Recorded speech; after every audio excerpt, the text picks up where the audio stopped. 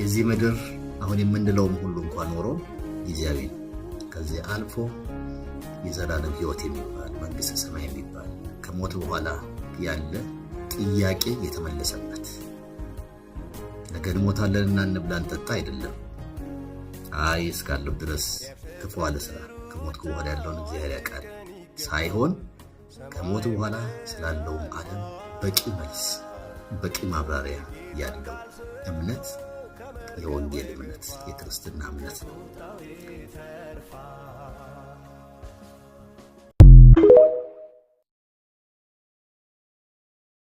አሁን ካናዳ ያለ አንድ አገልጋይ ምናልባት ታውቁት እንደሆነ አላውቅም፣ ዮናታን ይባላል። እኔ ወደ ጌታ የመጣው ጊዜው የዛሬ 15 ምናምን ዓመት አካባቢ አንድ ቦታ ሲናገር ሰማው።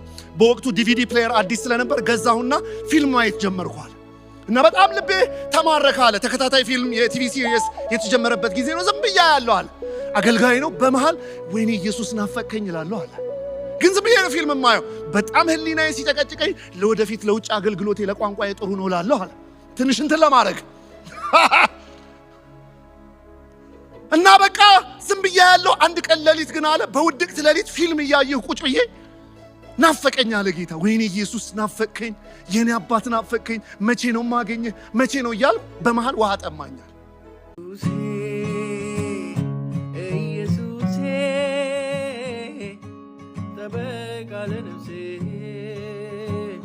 ባንተ ስንቱን ነገር ቻልኩ